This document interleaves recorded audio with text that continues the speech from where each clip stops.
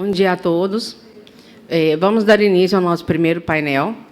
Eu quero convidar a subir aqui ao palco o palestrante. Uma honra estar aqui hoje para podermos ouvir sobre as alterações do Código Civil e seus reflexos no RTD-PJ. Eu chamo aqui agora o Dr. Carlos Elias de Oliveira. O Dr. Carlos Elias, ele é pós-doutorando em Direito Civil pela Universidade de São Paulo, doutor, mestre e bacharel em Direito pela Universidade de Brasília, primeiro lugar no vestibular de Direito da UNB em 2002, pós-graduado em Direito Público e em Direito Notarial e Registral, muito importante, advogado, parecerista, árbitro, consultor legislativo do Senado Federal na área de Direito Civil, Processo Civil e Direito Agrário, único aprovado no concurso 2012. Membro da Comissão de Juristas para a Reforma do Código Civil, Senado Federal 2023 e 2024, ex-advogado da União, ex-assessor do ministro do Superior Tribunal de Justiça. Sem mais delongas, porque todos estamos aqui para ouvi-lo, professor. Bom dia a todos e todas. Competir com a praia e com essa paisagem deve ser muito difícil. Acho que alguns dos senhores devem ter pensado duas vezes em vir aqui dentro, não é? Mas espero conseguir agradar nos debates. Eu vou ficar circulando, porque a gente tem um objetivo muito importante aqui, que é adverti-los, e isso é uma advertência que vale para todas as especialidades, inclusive RTD e PJ, adverti-los sobre o futuro. O futuro tem os seus desafios, os seus problemas para os serviços notariais e registrais. Cada especialidade tem o seu desafio próprio, mas a verdade é que o mundo tem mudado muito, as titularidades têm mudado, os tipos de titularidades têm mudado, e os cartórios, a todo momento, são chamados a esse desafio. Queria, aqui já de público, agradecer o convite e já deixar, por exemplo, também um registro muito negritado até da superlativa e talentosa atuação do nosso querido Rainey, que toda hora eu vejo no Senado, na Câmara de vez em quando também, às vezes até viajando para compromisso pessoal, eu vejo ele no avião, vindo para Brasília, parece que ele tem uma segunda casa em Brasília, no final das contas, porque sempre está lá, exatamente enfrentando esses desafios que o futuro impõe. E sou testemunha, inclusive do RTD-PJ, que vocês têm sido muito proativos para enfrentar esse futuro. Mas existe, a gente tem que ser maduro para entender que existe esse desafio. O anteprojeto de reforma do Código Civil, ele, de uma certa forma, tentou adaptar o texto do Código Civil a esses novos desafios. E um dos desafios que nós temos, e que bate diretamente no RTD, é a espiritualização da propriedade. Isso é uma expressão que um jurista italiano utiliza para se referir ao fato de que grande parte dos bens que nós temos hoje não são mais corpóreos, são, na verdade, incorpóreos. Percebe? O Henrique Meirelles, quando se candidatou às eleições, ele declarou um patrimônio lá de 323 milhões de reais. Aí eu pergunto, cadê a fazenda? Cadê o imóvel? Cadê o bem corpóreo que representa aqueles 323 milhões? Você não vai encontrar, porque, na verdade, ele vai ter lá talvez um apartamento no Leblon, sei lá o que ele tem, um carro, mas que vai computar lá 2 milhões e tal. O patrimônio todo é incorpóreo, são valores mobiliários, são títulos que estão, portanto, num campo virtual. E a gente até tem grandes debates para definir qual a natureza jurídica desses títulos. E a verdade é que os RTDs, na minha visão, que tinham que ter assumido o protagonismo do controle jurídico desses bens. Mas a gente sabe que existem vários percalços, problemas políticos e tudo, e acabou que surgiu, por exemplo, a CETIP, que depois se integrou à B3, e assumiu uma função que, na minha visão, não deveria ter sido atribuída para elas. Bem, querido Germano também, meu abraço para o nosso querido histórico, eu diria, tabelião, que dedica tanto para a classe, que eu admiro muito, né? Um abração também. Mas percebe que grande parte do que nós temos hoje é um desafio para a modernidade. O anteprojeto, ele tentou positivar isso com um aspecto mais de direito civil. Não houve uma preocupação tão grande com o aspecto registral, vamos dizer assim. Então, não houve tanta mudança de especialidade. Você vai ver, por exemplo, no anteprojeto, o artigo 877, que muda a definição de título de crédito. Na verdade, ela apenas adapta o que já é feito hoje e faz uma referência expressa a que os títulos de crédito têm existência também escritural e que, quando você vai executar, lembro de uma conhecida que sofreu o seguinte: a mãe morreu, o pai morreu, a mãe ficou com R$1 milhão mais ou menos de herança, a mãe sempre foi do lar e nunca foi de gerir patrimônio, então ela não tinha habilidade com gestão. A filha também eu acho que não tinha muito, por quê? A filha foi e falou: mamãe, eu vou te ajudar a gerir o dinheiro. Eu estou vendo aqui no Instagram, tem aqui uns investidores que dizem que o dinheiro vai trabalhar para a gente. Então, eu vou seguir esse camarada e vou contratá-lo como assessor de investimento. A gente sabe que a verdade é que nesse ambiente de assessoria de investimento, a gente tem tudo menos honestidade. Essa é a verdade. E aí o assessor de investimento vai e captura aquela filha generosa que queria ajudar a mãe com uma proposta, dizendo: vamos pegar esse dinheiro e vamos fazer o dinheiro trabalhar para nós, comprando uma debênture, ou várias debêntures, de uma sociedade que lá em São Paulo está nascendo. E era uma sociedade de investimento também que devia ter conexão nos bastidores, por trás do balcão, com aquele assessor de investimento. Deve ter pagado valores como é praxe. E ela pegou R$1 milhão e cometeu um erro de faixa branca. Comprou tudo de debêntures. Essa compra e o registro dessas compras acabam sendo pelas entidades escrituradoras, vinculadas pela CVM, que não deveria ser, na minha visão, repito, né? Mas foi e comprou. Chegou a data de vencimento do título, da debênture, que tinha que pagar o valor, nada, zero, não depositaram nada na conta dela. Ela ficou desesperada e começou a ver que várias outras pessoas tinham caído também no mesmo conto do vigário e estava com problema para poder executar e tentar ver o que daria para fazer. Eu acho que ela já perdeu tudo, não vai dar muito certo, não vai ter muita salvação, mas como é que ela executaria aquilo? Bem, o Código Civil foi, o anteprojeto foi, e positivou o que já é o direito atual, dizendo: não, se você pegar uma certidão da entidade registradora, atestando que ela era titular no cadastro registral, tudo bem, isso já é um título executivo, já é prova do título executivo, porque o título tem existência escritural. Então, o anteprojeto se preocupou com isso. O anteprojeto, quando chega lá no livro de Direito Digital, vai e coloca um capítulo dedicado aos bens digitais, começando a falar e tentando definir o que seriam esses bens digitais. Então, houve essa preocupação. O problema é que a gente precisa ter uma maior segurança das titularidades dos bens digitais. E a lei das garantias já acenou para isso e, inclusive, prestigiou bastante os cartórios de títulos e documentos.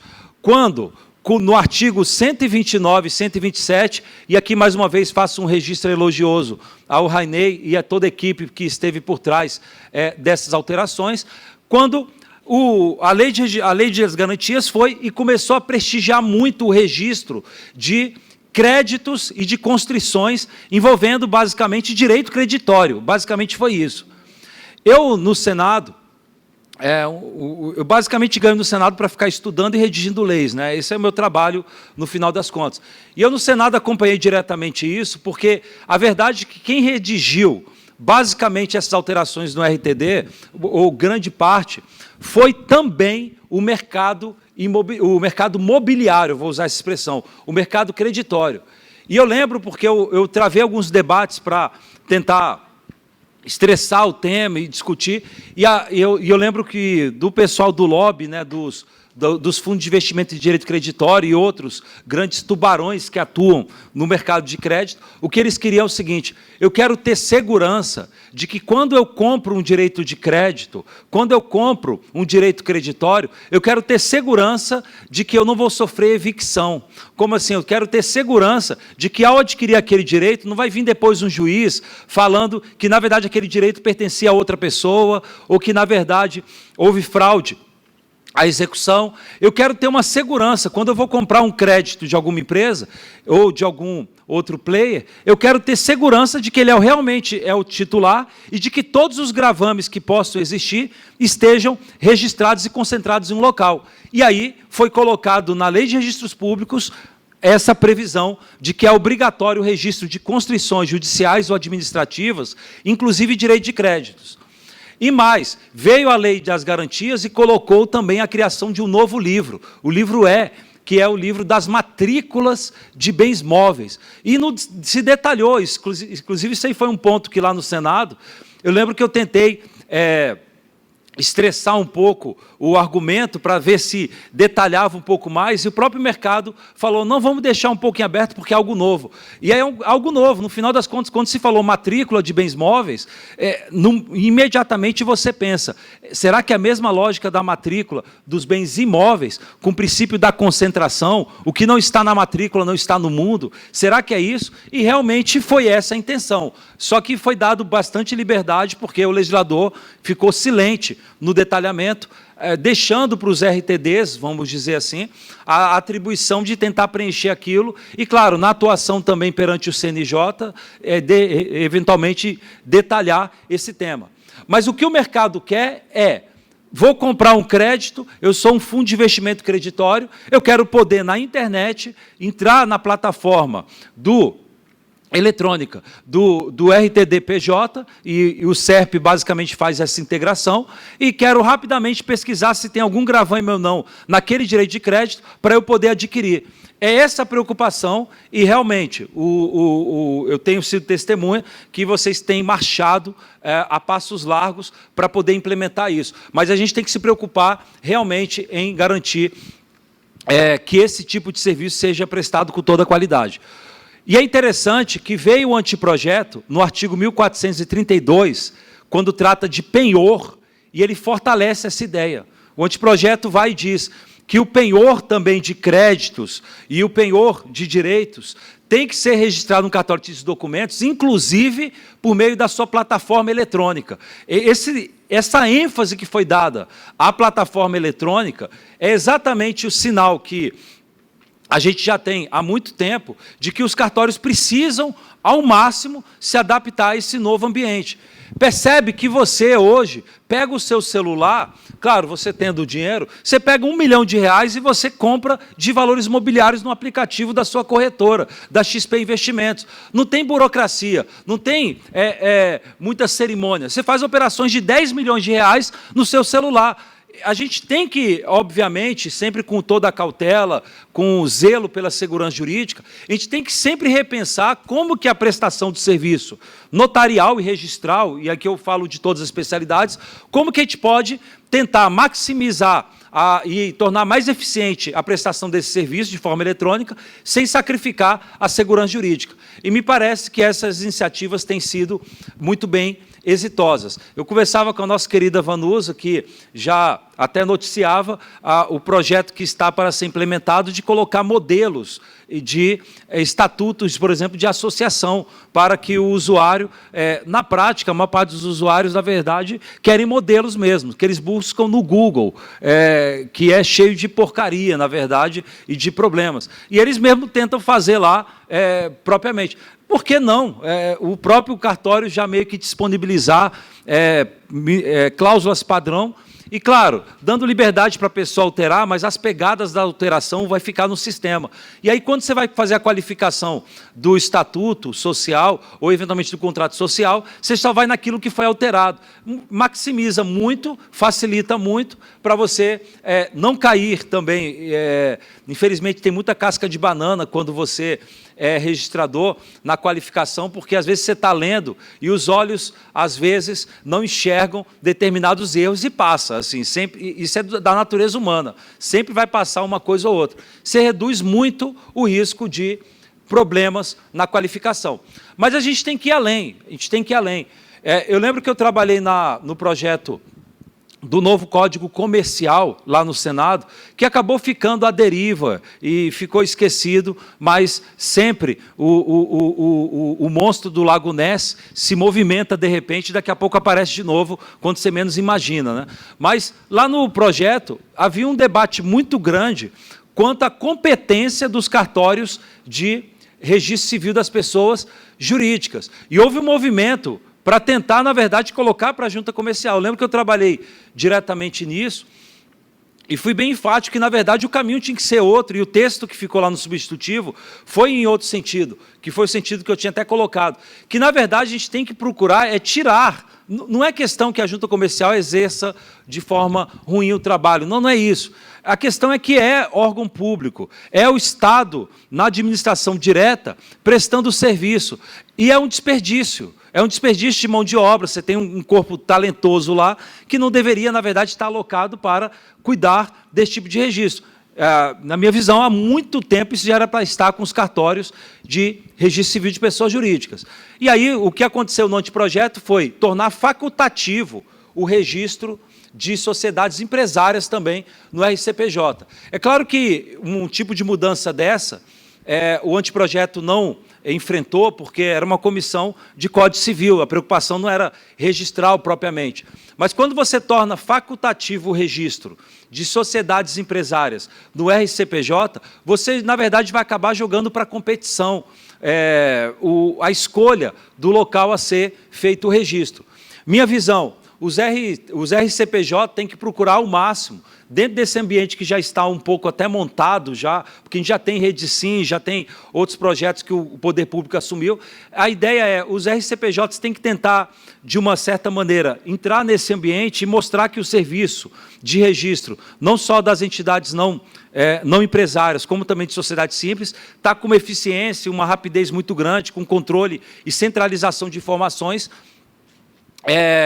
capazes de, eventualmente, aguentar uma mudança dessa no futuro. Porque a tendência sempre é privatizar, não de forma irresponsável, mas privatizar por questão de eficiência. O poder público não tem por que ter tantos gastos quando é possível você se valer da atuação privada por meio da delegação de serviço público, sem perda da qualidade. Mas isso é um movimento que eu diria mais distante e que sempre tem que estar no radar também, e isso depende muito da atividade. E, olha, eu acompanho bastante a atividade notarial e registral já há muito tempo, e inclusive do RTD e RCPJ, e lembro que há um tempo atrás, a grande parte dos estados não estava ainda virtualizado. Você queria ter informação centralizada das pessoas jurídicas, você não tinha. E isso, de uma certa forma, sei que é muito difícil, a gente está falando de uma atividade espalhada e de forma capilar em todo o território. E é muito difícil, cada um tem um tipo de realidade. O judiciário, a todo momento, às vezes, joga bombas de gratuidade, e aí o registrador, às vezes, fica numa situação até sensível de investimento, mas a verdade é que essa demora, vamos dizer assim, na virtualização e na integração das informações, de uma certa forma, até impediu alguns tipos de conquista. Não digo que perdeu o bonde, que o cavalo selado já passou, porque existem outros cavalos selados passando, mas a verdade é que isso, e eu estou tentando repercutir para vocês o que vejo nos bastidores dentro do Congresso, isso na prática é que pega no Congresso. O Congresso, quando olha por trás, nos bastidores, já está funcionando? Tem dado certo? Não tem? E a verdade é que, em determinados momentos, não dava para olhar, pelo menos não era visível, primo ictu oculi, no mero olhar, que já estava tudo virtualizado, tudo informatizado. Quer dizer, se eu quisesse saber, fulano integra qual associação, essa informação não estaria nacionalizada, e nem integralizada, e nem disponível na internet. De uma certa forma, a gente tem que, e é um grande desafio, eu sei que Porque quando a gente fala de concentração, isso também no registro de imóveis aconteceu, muita gente resistia, porque quem tem um cartório no interior começa a ficar com medo de que, na verdade, ninguém mais demande o cartório no interior, porque, sendo digital o serviço, as pessoas vão querer só ir no cartório da capital, que está com uma estrutura de tecnologia gigantesca, que eventualmente consegue capturar muito mais gente por conta de marketing e tal, e aí fica aquele medo, e grande parte da resistência, pelo menos a leitura que eu tenho de fora, né? Eu que sou de fora, é que muito do que aconteceu nos serviços notariais registrais foi, na verdade, o medo de vários tabeliães registradores de verem a sua atividade do interior ser diluída pela virtualização e a centralização em cartórios da capital.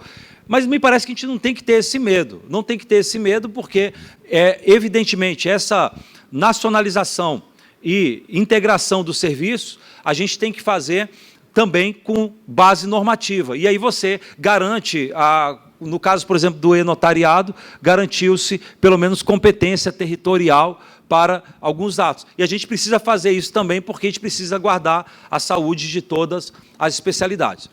Muito bem. Um segundo ponto importante também que eu quero trazer é que o anteprojeto disciplina a multipropriedade sobre bens móveis.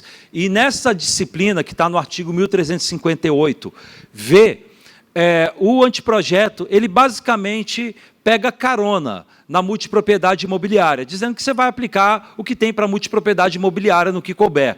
Mas lá é previsto que o registro deverá ser feito no cartório de títulos e documentos. Nesse ponto, a gente precisa estar atento para o fato de que hoje já existem multipropriedades mobiliárias, ainda que não como direito real, mas já existem. É praxe. Várias pessoas compram lanchas, compram embarcações, é muito usual em embarcações, e compram em regimes de multipropriedade. Mas, na prática, eles não conseguem ter uma garantia de oponibilidade erga omnes, como deveria, porque ainda a lei não deu o foro de registral adequado para aquilo. Grande parte dessa atuação, na minha visão, já poderia ser registrado no cartório de documentos. E, às vezes, é registrado dentro da ideia de registro facultativo do inciso 7 do artigo 127. A grande questão é que a gente não tem um suporte, vamos dizer assim, normativo para dar eficácia erga omnes para essa multipropriedade. Então, me parece que é mais uma atividade importante também e que vai ter um impacto no RTD e que eu diria, não vai ser aquela coisa que vai popularizar a granel, mas é mais uma das atividades importantes que nós também temos no radar para o RTD. Um outro ponto também importante é, a Lei das Garantias, ela fez uma modificação no artigo 129 e 127, também no que diz respeito ao registro facultativo. E ali, eu diria, a gente tem que tomar muito cuidado. Por quê? O registro facultativo virou sigiloso, por conta do 127A. Isso tem um pouco de problema. Tem um pouco de problema se você não fizer uma acrobacia jurídica para criar um registro para conservação público. E essa acrobacia eu já menciono que é viável fazer. Porque percebe, quando as atas de assembleia de condomínio são registradas no cartório de documentos, qual é a finalidade do condomínio? Da publicidade. Não é só conservar, não é só para o síndico conseguir ter acesso. Na verdade, é para dar publicidade, inclusive para terceiros, que vão comprar um apartamento naquele prédio e querem saber quais foram as deliberações que já houve.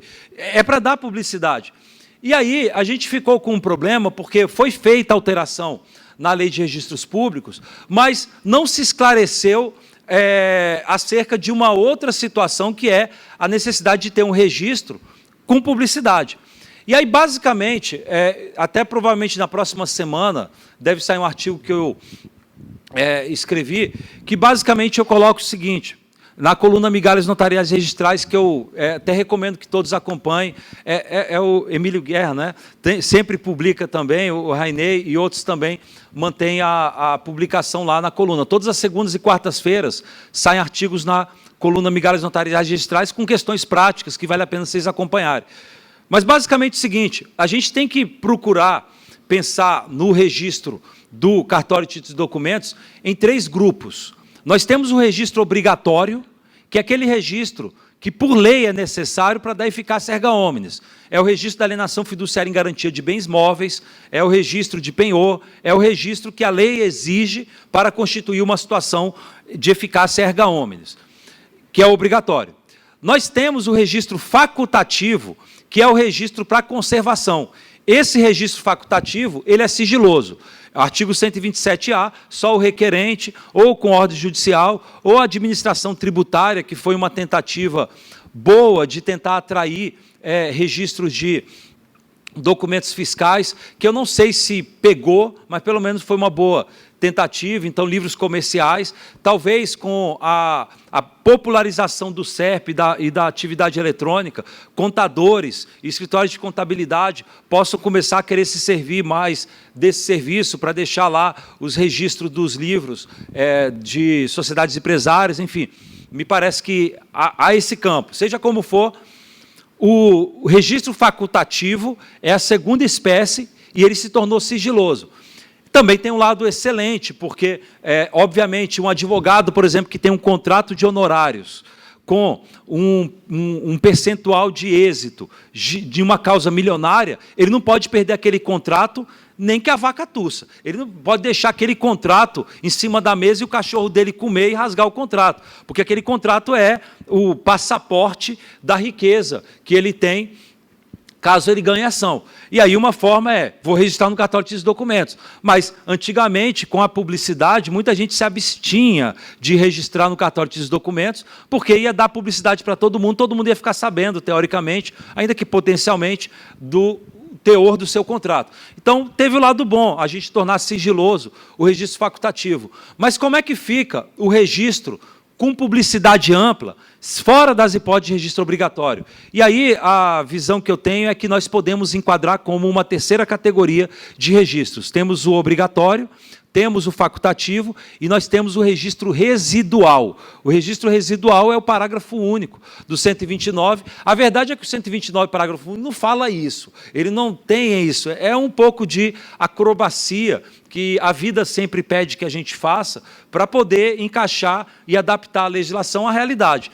E aí você pode, portanto, considerar que há um terceiro tipo de registro, que é o registro facultativo, residual, que diz o dispositivo, todos os registros que não forem atribuídos às outras especialidades é do RTD. E aí, com base nisso, você estabelece que nesse ato de registro você vai ter publicidade ampla dos dados que estão lá. A gente tem desafios da LGPD, porque, a verdade, eu sou um pouco crítico da Lei Geral de Proteção de Dados, considero ela um pouco romântica. A Lei Geral de Proteção de Dados foi feita pensando no Google, tanto que todo mundo que vai fazer palestra ou vai dar aula de LGPD, a primeira coisa que eles fazem é, vamos falar do mundo digital, o Google fica com as suas informações, quando você está em casa, você fala a palavra, por exemplo, uma vez aconteceu comigo, eu falei a palavra kimono, sou judoca, né?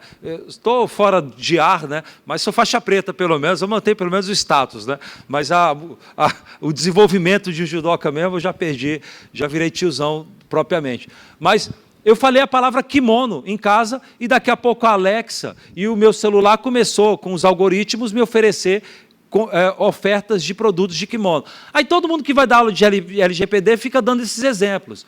Ora, queridos e queridas, está errado. Está errado porque quando você fala de LGPD e você fica falando desses exemplos, você está falando, na verdade, de uma lei que, na verdade, não se aplica para esses grandes tubarões. Esses tubarões, no final das contas, não estão nem aí para a legislação nacional, porque eles são multinacionais, eles acabam seguindo, na verdade, a legislação europeia. Inclusive, se a gente fizer uma legislação contrária à legislação europeia, a tendência deles é não cumprir a nossa ordem. E a gente acabou fazendo uma lei muito alinhada à legislação europeia de proteção de dados. Seja como for, o que acontece é que a Lei Geral de Proteção de Dados foi feita, foi sendo justificada para atacar esses tubarões, e não atacou, porque esses tubarões, na verdade, não estão nem aí e são submetidos, na verdade, à legislação europeia, e acabou atingindo o padeiro, acabou atingindo o cidadão comum, porque aí começou a ter uma certa obsessão de controle dos dados que uma empresa qualquer, um padeiro, um escritório, coleta do funcionário e saber como é que estão as informações. Isso não é apenas um problema romântico, isso dá repercussão prática, porque no momento que você coloca na lei regras gerais como essa, você permite que os advogados criativos entrem com ação pedindo indenização por danos morais, porque o dado da pessoa eventualmente foi acessado por uma outra pessoa, não tem um controle, e a gente começa a colocar ônus para as pessoas.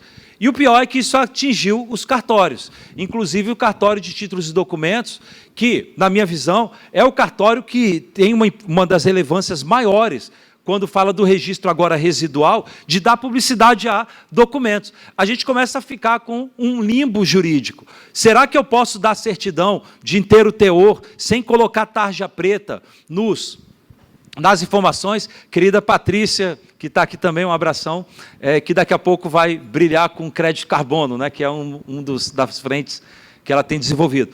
E aí, tenho que colocar tarja preta? Um absurdo para mim. Eu sei que o CNJ tentou regulamentar e tentou colocar algumas ideias, mas, na prática, você começa a dificultar a vida do credor que quer cobrar créditos, de pessoas que, às vezes, querem pesquisar e não querem externar necessariamente o motivo, nem sempre você quer externar o motivo. Não é, mas mera bisbilhotice não pode autorizar acesso a dados. Não é questão de mera bisbilhotice, há muitas questões que você, na verdade, às vezes, está fazendo pesquisas e você quer saber das informações para decidir se vale a pena alguma medida judicial, ou se vale algum acordo, e a gente, na verdade, acabou atingindo essas outras atividades. Isso é um desafio que eu diria que ainda não está resolvido. O provimento do CNJ, para mim, não foi, vamos dizer assim, equilibrado, mas ainda o debate seguirá, porque isso vai chegar um momento que vai ter algum advogado que vai entrar com ação contra algum cartório, porque deu a certidão sem colocar tarja preta, e esse debate, o STJ vai ter um encontro marcado com isso em breve. E é um grande problema que a gente tem. Seja como for, me parece que o RTD tem que continuar com essa preocupação de avançar na forma de publicidade das suas informações e na disponibilização virtual desses dados. Quero ainda trazer o seguinte: o anteprojeto, basicamente no RTD e RCPJ, ele não foi muito incisivo e não trouxe muitas mudanças. As mudanças, na verdade, do RTD e RCPJ vieram de leis anteriores e que são mantidas. Então, a lei das duplicatas eletrônicas, por exemplo, deu uma abertura para os RTDs tentarem entrar no mundo das escrituradoras de valores mobiliários. É um mundo um pouco complicado, eu sei que na prática a gente tem restrições de emolumentos e tudo, e que torna, às vezes, um pouco complicado, mas é importante ter esses amparos legais, porque em um momento ou outro pode ser que o RTD consiga, especialmente com o SERP, daqui a pouco assumir o registro desses vários valores mobiliários, que me parece que seria muito melhor que ficasse sob a custódia de um agente regulado pelo Estado e fiscalizado pelo Estado. Em momentos de crise, que até ameacem nossa soberania, se as informações estiverem em entidades privadas, a gente está no sal, porque a entidade privada é muito mais flexível a interesses econômicos, propriamente. E isso pode ameaçar a própria segurança nacional, eu diria. Então, eu acho que a gente tem que tentar reintegrar-se na posse, tá? A verdade é essa: os cartórios de títulos e documentos precisam fazer uma reintegração na posse de alguns atos de registro que foram para entidades privadas. Vamos ver o que será no futuro. Mas, além disso, existem algumas outras atuações atípicas que, me parece, deveriam também ter sido estendidas para todas as demais especialidades, mas não foram por questão meramente política. Por exemplo, a arbitragem. A arbitragem, eu lembro, eu trabalhei no relatório e até grande parte das sugestões fui eu que trouxe para a Comissão Mista de Desburocratização que o Senado Federal comandou, de desburocratização lá em 2016. E lá eu lembro que eu já tinha colocado a ideia de arbitragem para espalhar para todos os serviços notariais e registrais. Na lei das garantias, os notários, que, na verdade, estavam bem atuantes na lei também, e estavam, vamos dizer assim, dentro do time de tentar colocar essa atribuição, eles colocaram para si a atribuição de arbitragem. Bem, em primeiro lugar, entendo que não há proibição de outras especialidades exercerem arbitragem, apesar de a lei só mencionar o notário, porque lá é dito que o notário pode fazer sem exclusividade. E o próprio CNJ já autorizava, sem dispositivo legal expresso, mediação e conciliação pelos serviços notariais registrais. Então, me parece que há uma certa brecha, o ideal é que a lei viesse a estabelecer isso. Mas por que eu considero a arbitragem uma atividade que é atípica dos serviços notariais registrais, como tem sido praxe, os serviços notariais registrais têm assumido várias atividades atípicas, o RCPN, com os ofícios da cidadania, faz atividades atípicas, e a todo momento vão aparecendo novas atividades, inclusive os RTDs, por exemplo.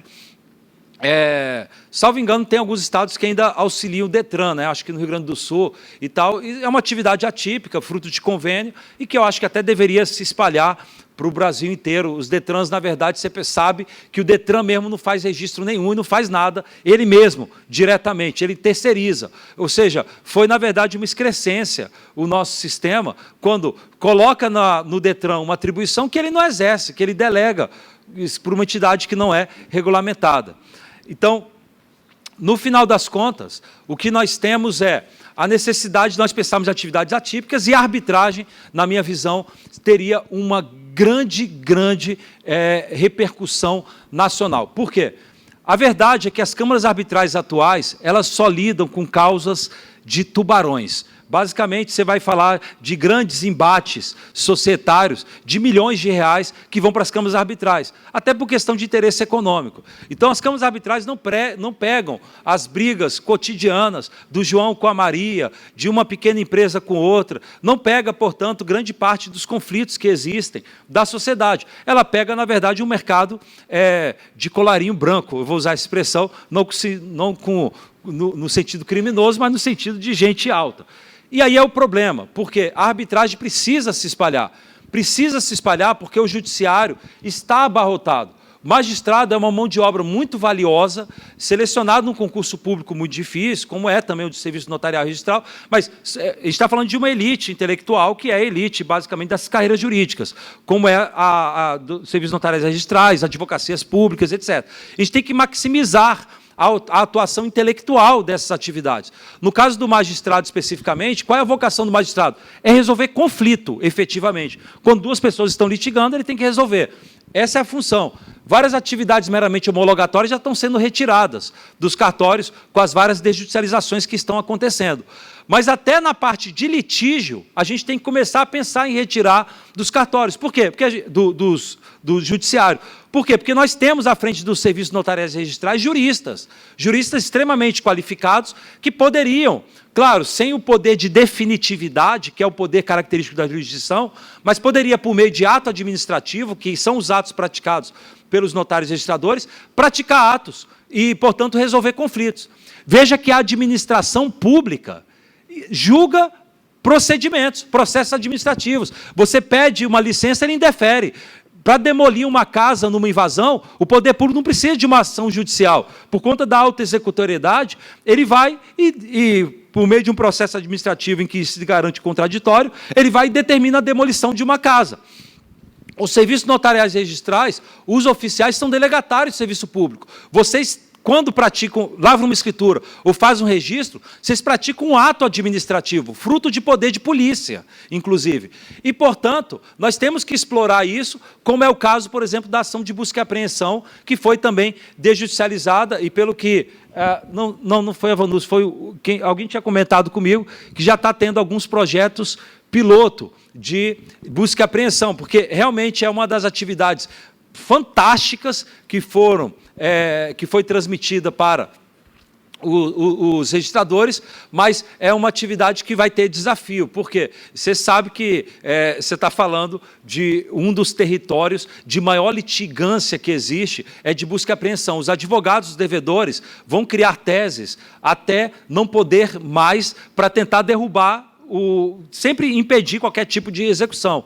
Então, é muito importante que, quando for ser espalhado propriamente o procedimento de busca e apreensão, seja feito de uma forma que tenha a menor vulnerabilidade possível, né, de atuação. E eu já tinha visto alguns modelos, né, que foram desenhados, inclusive, em acordo com a FEBRABAN. Cheguei até a sugerir algumas coisas para o Raney, para tentar adaptar, porque a FEBRABAN também ela tem uma visão do credor. Você tem que tomar cuidado, porque o procedimento tem que ser desenhado também com a visão do devedor, para evitar que caia no judiciário. Você sabe que o judiciário tem uma queda pelo devedor, né? Na verdade, o nosso sistema tem uma queda por quem aparentemente é mais vulnerável. Então, a gente tem que tomar cuidado. Mas eu dizia, a arbitragem, especificamente, ela, na minha visão, teria uma condição muito grande de se espalhar se todos os oficiais, seja de registro, seja de notas, todos os oficiais extrajudiciais, se eles pudessem ser árbitros. Porque o grande fundamento da arbitragem não é a especialidade, não é uma atividade típica. Por isso que a gente nem está discutindo aqui se é da especialidade tal ou tal, porque não é uma atividade típica, não é nem serviço notarial e registral. Aliás, de uma certa maneira, o que tem sido feito com as atividades atípicas é uma atuação que não está na Constituição. A Constituição só garante serviço notarial e registral. Ele não fala que pode ter atividades atípicas. Mas é óbvio que o legislador pode, eventualmente, atribuir novas funções. Eu entendo que é plenamente possível. Então, a gente não está falando de uma atividade que é só de uma carreira, de uma especialidade ou outra. Não, é uma atividade que é atípica e poderia ser para todo mundo. O fundamento da arbitragem meus amigos e minhas amigas, a confiança das partes e, na prática, dos escritórios de advocacia, porque são os escritórios que levam as causas para a arbitragem, no árbitro. E quanto mais árbitros houver, melhor. A questão é essa. No momento que deixou a arbitragem só para os notários, tudo bem, já foi um avanço, já foi uma conquista, pelo menos conseguiu colocar na lei, porque houve outras tentativas anteriores, houve veto. Então, pelo menos deu para o Instituto chegar. Mas a ideia é que, se tivermos a máxima variedade no cardápio de árbitros possíveis, isso é melhor para que a arbitragem se espalhe e, portanto, ficaria até muito melhor para as próprias especialidades se unirem para poder criar uma espécie de câmara arbitral única. E aí, na arbitragem, eu trago para vocês uma reflexão que eu também traduzirei em um texto que deve sair daqui umas 2 semanas, que é o seguinte: não tem como o registrador, sozinho, ficar praticando todos os atos da arbitragem. Não dá. Você já é muito ocupado, você já fica muito assoberbado com várias atividades, não dá para você ficar lá, digo autor, digo réu, vamos para fazer uma audiência com milhares de processos arbitrais. É evidente que não dá. E aí vem a atuação necessária de haver o que eu tenho chamado de árbitros auxiliares. Como tem juízes auxiliares para os ministros dos tribunais, também teria que ter árbitros auxiliares, que teriam que ser publicizados também, porque a arbitragem parte do pressuposto de plena transparência e publicidade dos árbitros, exatamente para você poder ter, evidentemente, a possibilidade de a parte saber se tem algum tipo de corrupção ou não, algum vínculo muito próximo do árbitro que conspurque a sua neutralidade. Então, me parece que o desenho é basicamente nós termos câmaras arbitrais, os árbitros são os tabeliães e registradores, e vinculado a cada um deles, eles poderiam indicar vários árbitros auxiliares, que na prática vai ser quem vai carregar o piano, no final das contas, e o registrador ele vai decidir as questões finais, ele vai assinar junto, evidentemente, mas ele que vai, vamos dizer, ser o capitão intelectual do procedimento. Essa seria a ideia. E me parece que é um tipo de atividade que valeria a pena lutar também para espalhar. E isso não só para o RTD, o RCPJ, para mim todas as especialidades deveriam também fazer isso. Me parece que é muito promissor e vai ajudar muito o mercado. E unindo toda a classe, eu acho que vai dar bons frutos esse tipo de atividade. Então, trago também a reflexão da arbitragem. E, de uma certa maneira, esse é o cenário que nós temos de desafios propriamente para os serviços notariais e registrais. Termino apenas, porque eu falei de valores mobiliários, falei de bens digitais, quero só terminar com essa parte, que é o seguinte. Veja, quando nós falamos de ativos digitais, nós temos uma grande discussão da natureza jurídica e do regime jurídico desses bens digitais. Basicamente, no mercado financeiro, o pessoal costuma fazer a distinção de 3 tipos de ativos. Os ativos financeiros, que são aqueles disciplinados pelo Banco Central, os ativos virtuais, que agora, por uma lei recente, foi disciplinado e que fica numa regulamentação por um órgão que o Poder Executivo vai indicar, que na prática é o Banco Central e que acaba pegando bitcoins, as criptomoedas, pegando as NFTs, que tem se popularizado, mas na prática também tem ficado na regulamentação do Banco Central. Só não fica sob a supervisão do Conselho Monetário Nacional, porque o Conselho Monetário Nacional é só para os ativos financeiros. E nós temos os valores mobiliários. Os valores mobiliários são regulamentados pela CVM. E, paralelamente a isso, a gente tem os outros bens digitais. Esses outros bens digitais envolvem tanto direitos de crédito, direito creditório propriamente, que não é regulamentado, que não seja regulamentado pelo Banco Central e pela CVM. Como eu disse, tudo isso, para mim, o registro e a escrituração disso, tudo deveria estar nas mãos do RTD. É complicado, sei por questão de emolumentos, a própria tabela de emolumentos não é compatível com esse tipo de ato. Quer dizer, quando você vai fazer uma transação transferindo um valor mobiliário para outro, o que é pago é um percentual muito pequeno do tráfego que foi feito, que a própria registradora recebe, porque ela acaba lucrando no grande volume, você está falando de milhões de valores. A gente precisaria ter um amparo legal na lei de emolumentos para que esse tipo de atividade pudesse ser cobrado de uma forma competitiva, porque não dá para você fazer a cobrança de um ato de registro qualquer. Então, isso para mim até foi um dos obstáculos que foram colocados, mas me parece que a gente tem que deixar isso no radar também para mudar. E, de uma certa maneira, o anteprojeto ainda não foi apresentado formalmente, porque o próprio presidente do Senado, é isso que eu tenho visto, ele vai, a ideia que me parece ele vai querer assumir a relatoria do projeto. E como ele deve sair da presidência agora, na próxima eleição, a ideia é que o próximo presidente apresente e ele, então, como relator, faça o projeto ser aprovado. E aí me parece que cabe às entidades de classe dos serviços notariais registrais repercutirem perante o relator algumas preocupações, não preocupação no sentido de ameaça, porque o anteprojeto me parece que foi muito hospitaleiro e muito generoso, inclusive, e avançando muito para os serviços notariais registrais. Mas me parece que poderia avançar para poder colocar alguns novos avanços que não foram colocados no primeiro momento, porque a comissão era de Código Civil e pensado por civilistas, mas, naturalmente, o Congresso poderá engordar com alguns outros tipos de avanço. Bem, gostaria de continuar a falar mais, mas o tempo já passou e agradeço demais a recepção e fico à disposição para outros debates que vierem a ser travados e também cumprimento nosso querido Rogério Bachelard, que chegou, que é uma máquina de trabalho e de dedicação pela classe, né? Muito obrigado.